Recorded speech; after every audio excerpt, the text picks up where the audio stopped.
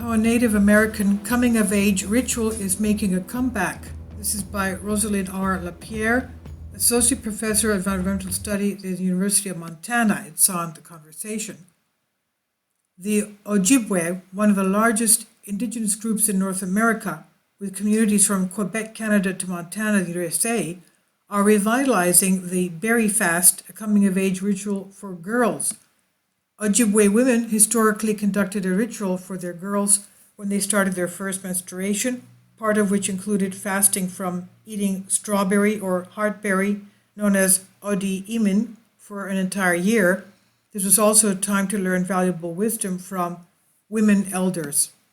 A time for growth. As a scholar of the environment and indigenous peoples, I have studied how Native Americans' first religious meaning in the natural world. Indigenous people often viewed menstruation as a time when girls and women are spiritually powerful. It's also believed to be a time when young women can have visions. Such stories are often told by the elders within the Ojibwe community. In one such story, a girl born in 1830 had a vision of a great bear.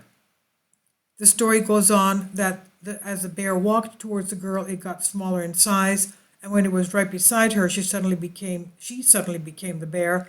She felt wonderful, powerful, and strong. She became known as Bear Woman. It said that she had a long life and overcame many challenges with a strong heart and the courage of a bear. Historically, women built a small wooden house for a girl to live in seclusion during her menstruation each month. It would serve as a place for personal reflection as well as a space for learning from elders. Today, Ojibwe girls do not live in a separate house during menstruation, but instead seclude themselves from family and community interactions.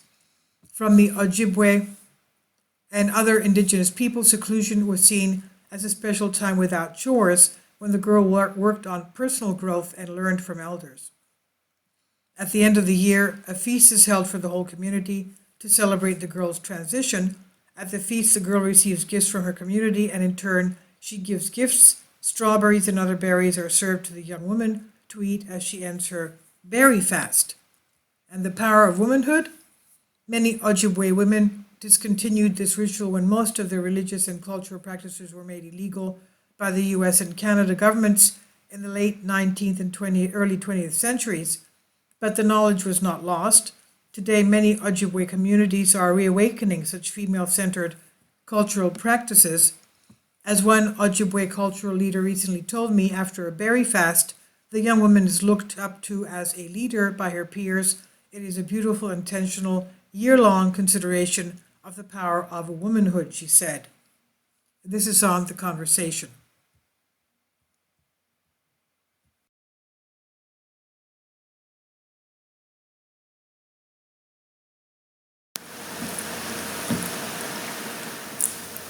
If you'd like to join me on my Patreon account, you will hear content not covered by mainstream media. These riveting stories will be based on my research, and I will state my opinions and give my personal insight on diverse and controversial subjects and world events not covered by mainstream media, and not supported by YouTube guidelines.